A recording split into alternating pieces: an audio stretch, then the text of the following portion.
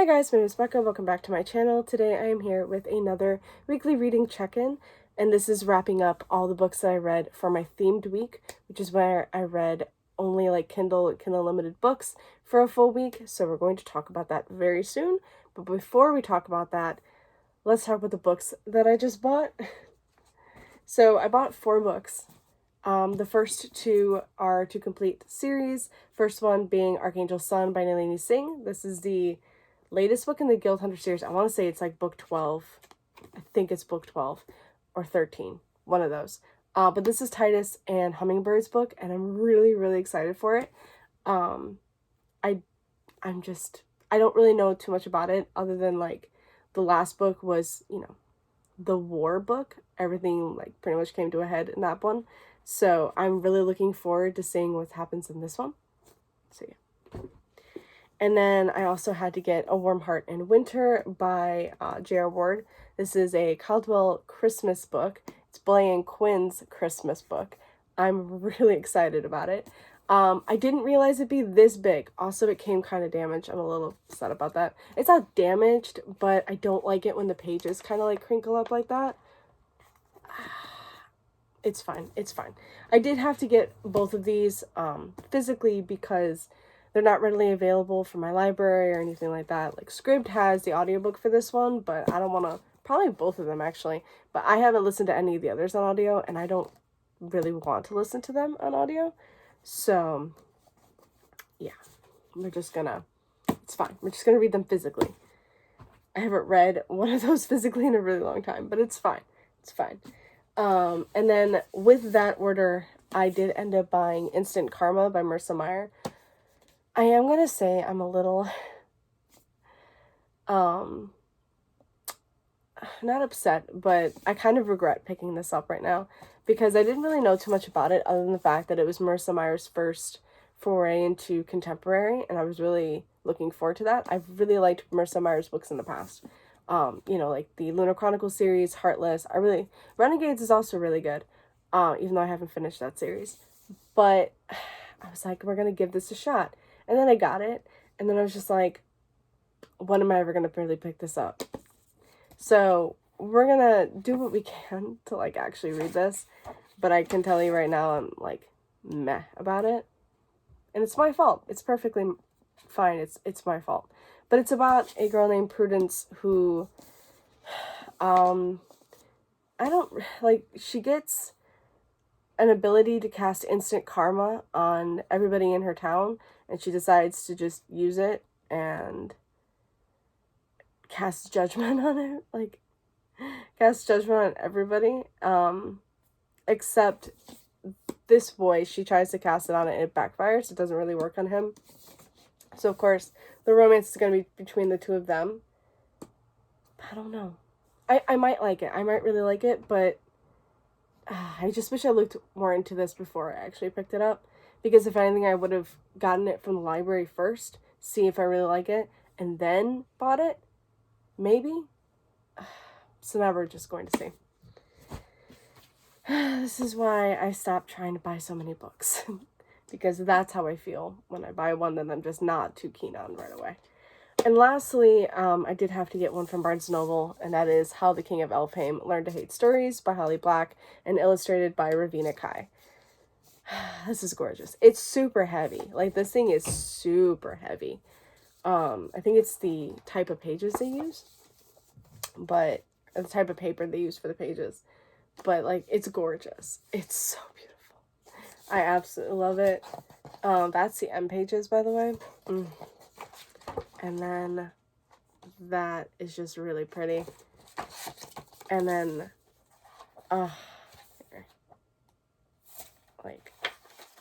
look at these gorgeous illustrations and the border, and they're just so beautiful. And it's just literally short stories of Carden and how he learned to hate stories.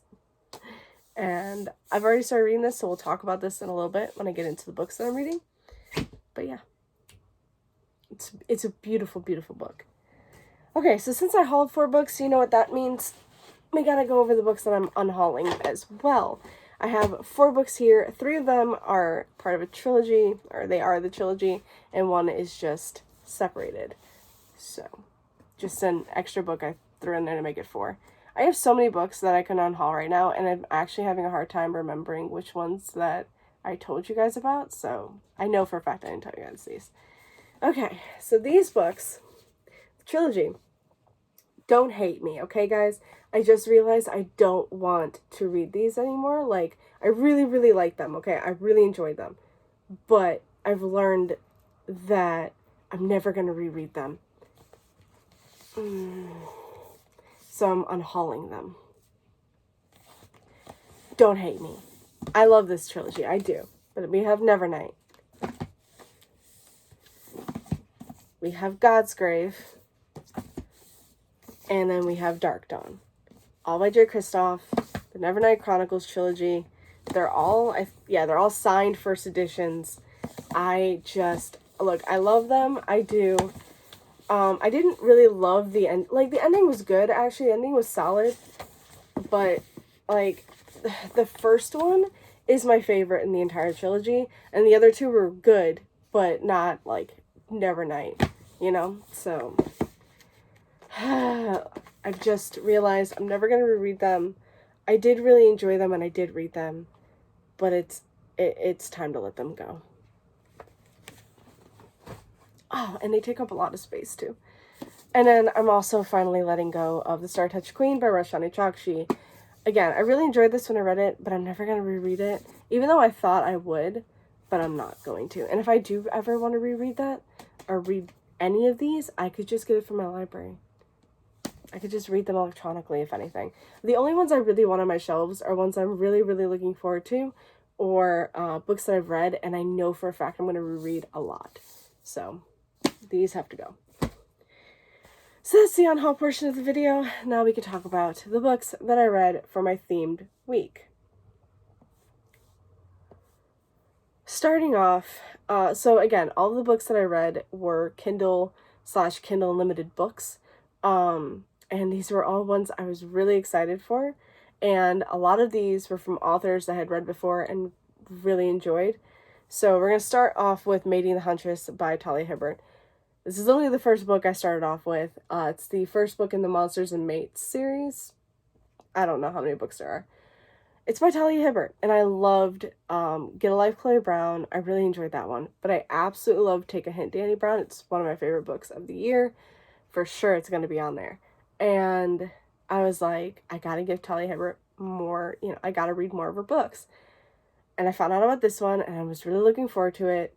And it's about a werewolf and a huntress. So, we follow a huntress who never goes out in the field, but her sisters do. And one day her sisters end up hunting down this werewolf, and the werewolf doesn't kill him, but he does smell his mate on them, realizes it's not either of them, and he tracks down the sister, the huntress, and he stalks her for a while. When she meets him, she does realize that he is a werewolf, and she takes it upon herself to kill him. So when he asks her out, she thinks it's the most opportune time to go home with, for him to take her back to his place and for her to plan to kill him. But, obviously things aren't always what they seem.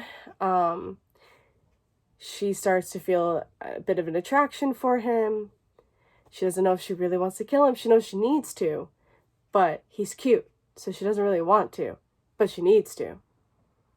But she's having a hard time thinking if she should. That's where I'm going to end that synopsis. If you can tell, I didn't like this book at all. I gave this 1 star, right? No, okay, I gave this 2 stars. Okay, because the writing wasn't awful. But I didn't like the plot. I didn't like the characters. I didn't like any of it. Really. I was just like, I really want to know if this is Talia Hibbert's first series. I would love to know if this is her first. Okay, this came out in 2018. Oh, so it's not. It's not. Okay. Sad to say, this seems like it was written in the early 2000s. I just didn't love it.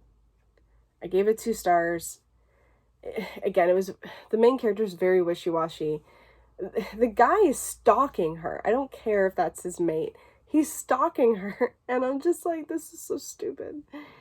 No offense, if anybody really liked it, power to you. I hope you love it. I just didn't. It's not for me. So after that, I was like, I have to read something that I know I'd like. And I read A Strange Hymn by Laura Thalassa. This is the second book in the Bargainer series. And this one literally takes place, like, it's set right after the first book. We still follow Calypso, Callie, and Des? Why can't I think of their names? I think it's Des, right? Yeah, Des. I can't really talk too much about this because this is a sequel. I will say I loved the first book so much. The first book is so good. Callie is a siren. She lives in the mortal world. She meets Des, who is a bargainer. She makes a bunch of deals with him. Like the night she made her first bargain with him was when she killed her stepfather, right? Is it her stepfather or was her father? It's either her father or her stepfather, something like that. And she needs to get away with it. She needs to hide the body.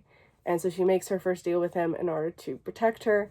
And then things just spiral from there, and she makes more and more deals with him until she has literally like beads going up and down her arms. And she has like over 300 IOUs to pay back. And 7 years later, he arrives at her place and tells her she has to pay it all back. And he takes her back to his world, the Fae world, and it's so good. It's so damn fucking good. The second book was really good. I really enjoyed it. I really enjoy our characters so much. I am afraid of what's going to happen in the third book, but it's fine. I gave this 4 stars. I didn't love it quite as much as the first book, but I still really enjoyed it. And it definitely left a better taste in my mouth than the first one, or the first book I read for the week. Now I will say things spiral from there. So then, now, again, J. Daniels. I love J. Daniels so much. This is where I belong. This is the first book in the Alabama Summer series. I don't know if this is her first book or her first series. I'm not entirely sure. But I've read J. Daniels books before. Absolutely love them. They're just great. I've given, I think, almost all of them 5 stars. Just like Talia Hibbert. I was like, I gotta put J. Daniels on here because I love this author so much. And this one is about, oh god, now I have to think. So, we follow our main character, I gotta think of her name now. Mia. Okay, so when Mia was younger, in like middle school time, she was getting very bullied by her best friend's brother. And other people, but mostly her best friend's brother. And it got to be too much for her. It was just a very trying time. Very heartbreaking to find out about. And she ends up moving away to Georgia with her mom. And leaving Alabama and her best friend and the brother. But years later, after high school, after all of it, she decides to spend a summer in Alabama with her best friend because they haven't really seen each other in a while. And she's hoping that she can just not deal with the brother, which I can't think of his name right now to save my freaking life. The hell is his name? Ben. Okay, yeah, Ben. So she gets to Alabama. Oh no, before she gets to the house, she decides that she wants to lose her virginity. And she doesn't care how she does it. She's gonna have a one-night stand. She goes to a bar that night, and she ends up just meeting a guy, sleeping with him, having the best sex of her life. The only sex of her life, but the best sex, apparently. And that's how she lost her virginity, because she wanted to do it because her best friend is very promiscuous, very sex active, and she wants to keep up with her. So she gets there, she gets the house, She sees her best friend again. Everything is good. She hopes she doesn't have to get, to see the brother anymore. And the brother walks in, and she's screwed. 1, because the brother is hot. 2, because she just slept with him. And 3, because he's still kind of an asshole. But not as big of an asshole as he was when he was younger. Look, I was bullied a lot in school, so I can understand where she's coming from. She doesn't, she regrets sleeping with his ass, but it was the best sex of her life. But she doesn't feel like she can trust him because, she still has all of that hurt and resentment and everything from the past, which is understandable. From his point of view, he's changed. He's not the same as he was, which again is understandable. But my biggest issue with this was 60 pages in is when he finally, it took a long time for him to finally apologize for how he acted when he was younger. And for me, I'm just like, look, if you're not the same asshole you were, why did it take you this long to just apologize? He was a big dick. There's flashbacks to things he did, things he said, things, she even tells him, how bad it got. And it took a while for him to apologize. Finally, he did. It took her a while to trust him, though, which I really appreciate. I'm glad that it didn't just go it wasn't oh, it's the best sex of my life, let's go straight into it. But I will say, it wasn't, because it did take a while, but it seemed like her mind was always on this sex. Sex with him. He, obviously, it's the best sex of his life, and he wants her so much. He's obsessed with her. Look, the first half of it wasn't great. I will say the second half got better. I gave this 3 stars. I did like the relationship later on, towards the end, but it did, it didn't work for me in the first half. But when you finally get past the fact that he's apologized, he's not the same guy, he's definitely different, I was like, okay. Also, one of my favorite tropes is in here, and I was, super hurt by it, but it's okay, because I actually really loved it. It's okay. I will say, that same trope is used in another book, and I didn't like it. So, yeah. I give this 3 stars. I'm going to continue on with the series. That one was good. It was okay. I did like it. Hopefully I don't get burned by the rest of the series, but we'll see. Okay, next up, I also picked up Bastards and Scapegoats by Coralie June. This is the first book in the Twisted Legacy duet. Oh man, I'm trying to remember this one now. I know it's about our main character. She oh god. She's at her mom's wedding. Her mom is marrying this big shot guy. I think he's the son of a politician, son of a governor, something like that. And she ends up marrying this guy, and the daughter, our main character, is a bridesmaid, I think, or something like that. And she ends up, during this wedding, she ends up walking in on this guy Hamilton having sex with a bridesmaid. Later to find out, oh, and by the way, she's already damn, he's hot. Just to find out that Hamilton is actually her uncle. It's a 10-year age difference, age gap.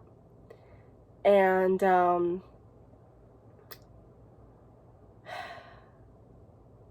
it's pretty much lust at first sight kind of thing. He is just completely obsessed with her. She's pretty obsessed with him. She fights it. He doesn't want to fight it. It's kind of weird. They're not blood related. Totally get that. But her mom just married his brother, and it's just huh?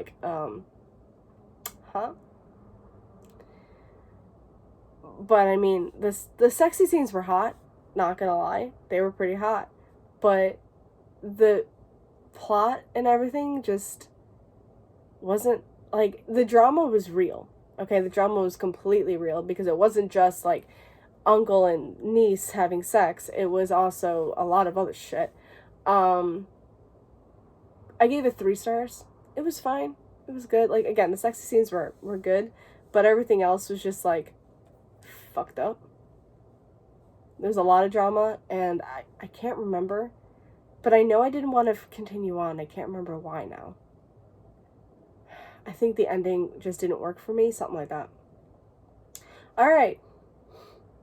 This is where it gets even worse. I started Reborn yesterday by Tessa Bailey later on in the week, and DNF'd. No thank you. I get it's supposed to be like its own take on Twilight. That's fine, whatever. But we follow our main character who's works in a funeral, like she owns a funeral parlor, and our other main character who's a vampire. I want to say his name is Jonas. What's her name? The frick, Ginny. Oh god. So Ginny and Jonas. Okay. So Jonas ends up arriving at her funeral home, and she's about to start working on him. But before she does, she proceeds to tell him, his dead body, that she wishes that he was alive so she could be with him. Like, she's just so completely obsessed with this guy that just arrived, and she's never met, but because of his beautiful features, she's all over his ass. Come to find out, he wakes up right away, and, you know, it was just a prank. And then right after he wakes up, she's not as freaked out by that.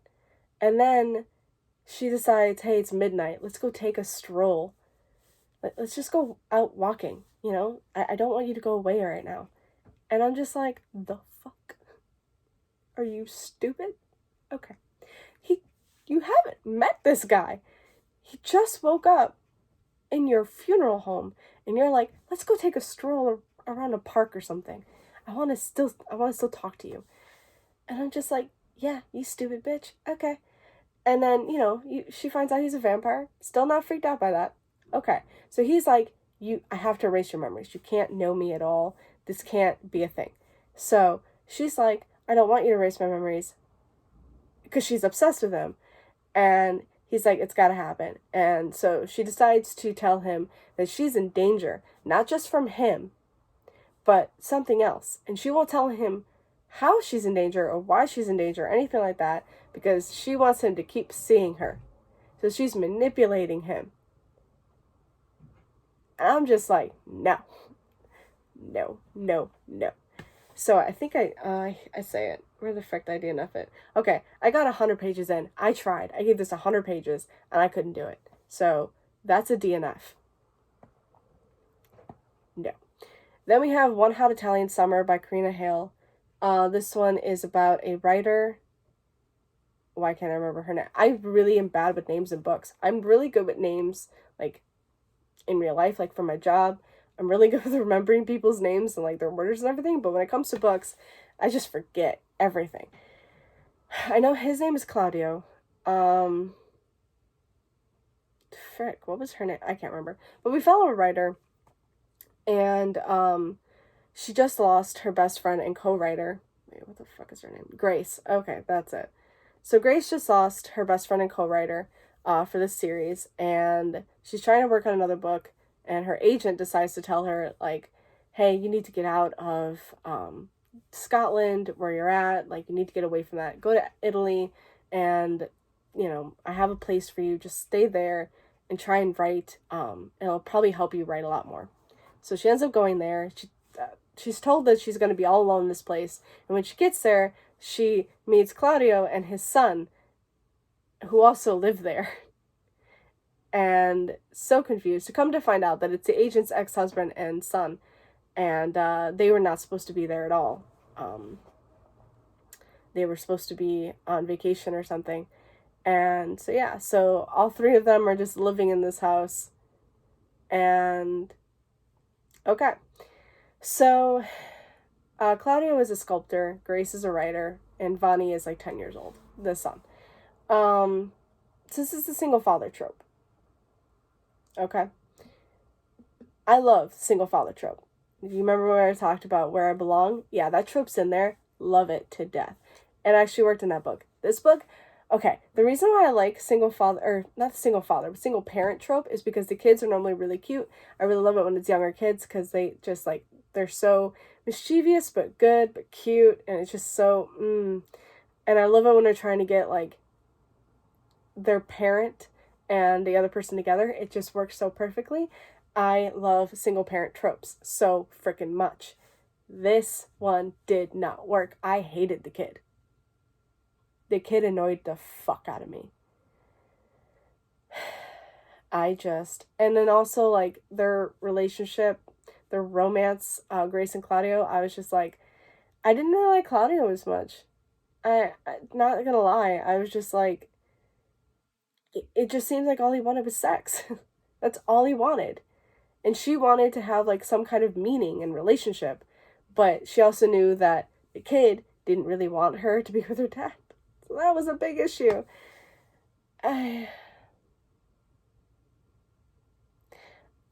Okay, so I gave this 65% before I DNF'd.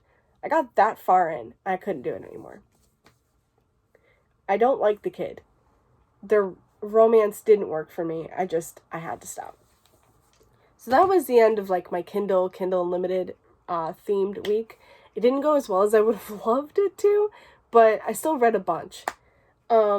But after that, I did want to start, I still had a few days left of the week. I didn't want to start another book. I could have started Vicious, but I decided not to, and I decided to just go back to The Rise of Kyoshi by FCE, with Avatar co-creator Michael Dante DiMartino. So I started to read this because I wanted to get back into Kyoshi, and I did have this on my Kindle, even though it's from the library, and got 224 pages in before DNFing. You sensing a theme here? So mad. I couldn't do it anymore. I was just not interested in anything going on. I really want to love Kyoshi, but I don't. Like, in this book, I hate her. I hate her so much. I'm just not into it. I want her to be the Avatar already. I want her to... It's just not happening right now, and, like, I get it. Like, she's still training. I get it. But I'm so bored. Like... And I don't really care for any of the characters. Like, any of them. Oh my god. It's not working for me at all. I think if they made a show for this, I would totally watch it. But as a book, I just can't continue reading. I got halfway through. Like, literally halfway through. And then I DNF'd it. Because I can't take it anymore. Okay. So that's that. And then also, I've been reading Stygian. By the way, today is Monday, so it's the day after the themed week. So yeah. I started to read Stygian again. I'm just about done. I'm 700 pages in. I have literally this much left, and I can finish this tomorrow. My biggest issue with this one right now is the fact that, like, a good majority of this book, I don't even know when it's going to end, because I haven't finished that part, but it's taken from other books, and it's happened before, and I understand what Shailene Kenyon is trying to do. I truly do, but with this big of a brick, I'm not interested in going back and reading stuff from Styx's book or reading stuff from Cassandra and Wolf's book. I'm not interested at all. I want to know what freaking happened at the end of Styx. Pretty sure it's the end of Styx, and I haven't even gotten there yet. We're still in Styx's book. We're still leading up to it. And I just want to know what happens. I really like the beginning because we're getting a lot of Urion's past, and I love that. That's great. Which leading up to, like, when we first meet him. So that's great. I really love that. But I don't care about Styx's book anymore because I already read it. I already know everything that happened in it. And yeah, I really enjoyed it. I loved it. But I don't care to read it again in another person's book. And it's not even the fact that we're just getting it from Urion's perspective, which we are, kind of. But we're also getting Styx's perspective again. And Asheron's perspective again. And I'm just like, I don't care. I already read that. I just want to know. I just wanted to get to where I'm excited for it. Like, I can't say it because it's a huge spoiler, but I'm just waiting for it to get to the part where we find out that somebody is still there and they didn't know it. That's what I'm waiting for, okay? That's what I'm going to say.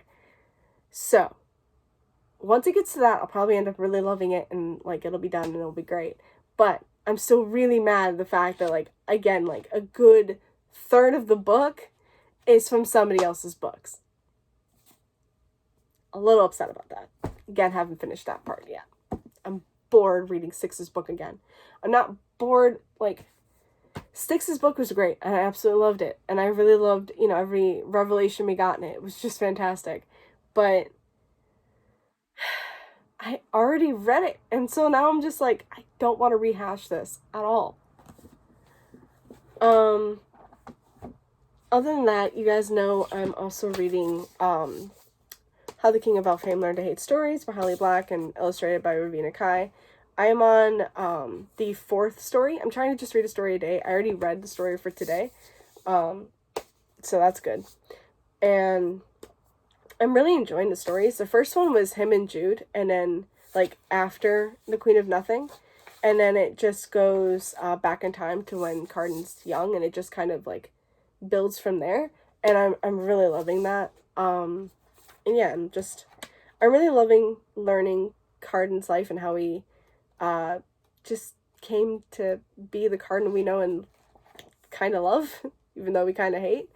But also, like, how he met certain people and his relationship with other people, and I'm really enjoying it. And then I'm also reading Lovely War by Julie Berry. This one is, so we follow Aphrodite and Ares and Hephaestus, kind of. And all the other gods, too. Mostly Aphrodite is telling the story. I am, by the way, 123 pages in.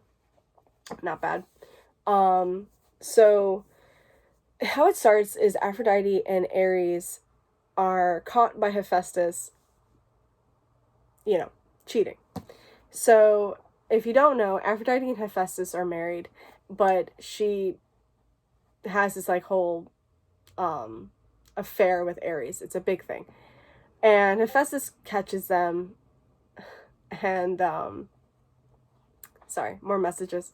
Hephaestus catches them and proceeds to put them on trial for their affair. And it becomes this big thing where Aphrodite decides to tell a story. And the story is about these two, this couple in World War I, I think it was. So, like, this is set during World War II, and she's telling the story of a couple in World War I, and, like, their names are James and Hazel, and James is a soldier, and Hazel is a pianist, and it's just about their romance, even though, like, they don't really get much time together because he has to go to war, and she has to live her life, but you also get, like, these, like, interludes where other gods come in. So, like, we've gotten Apollo and Hades so far, which is just great. I love it. But yeah, they are also helping tell the story and how they're interwoven as well. And Ares is also kind of interwoven into that too. And it's actually kind of good, and I'm actually really liking it. I don't like books set during war. I really don't. Sometimes it's good and I can appreciate it, but other times I have a hard time reading them. But I am really enjoying this, probably because it's the whole Greek mythology thing and the Greek gods, and I'm really loving that. But I am really enjoying this. So yeah, like I said, I'm 123 pages in, so that far. I just started this yesterday, and I do plan on getting today. I want to get to Act 3. So this is told in acts, I guess. So Act 3 is there. So I just got that much left to go. And it actually reads really quick. The chapters are completely short. I love that. You know how much I love my short chapters. So the book can be huge, but I want short chapters. So yeah, those are the 3 books that I'm currently reading. So I plan on finishing this tomorrow, which shouldn't be a problem. I'm reading a story from this every day. I might actually just read another story tonight. I don't know. We'll see. I might just want to just continue reading this. And this I'm reading electronically while I'm physically reading this. And then also physically reading this. And then I think when I'm done with this, I'm gonna go into Archangel's Son and continue reading that. So yeah. So that's it for me today, guys. Thank you so much for watching. I hope you enjoyed this video, and I will see you again with another. Happy reading, guys, and stay safe.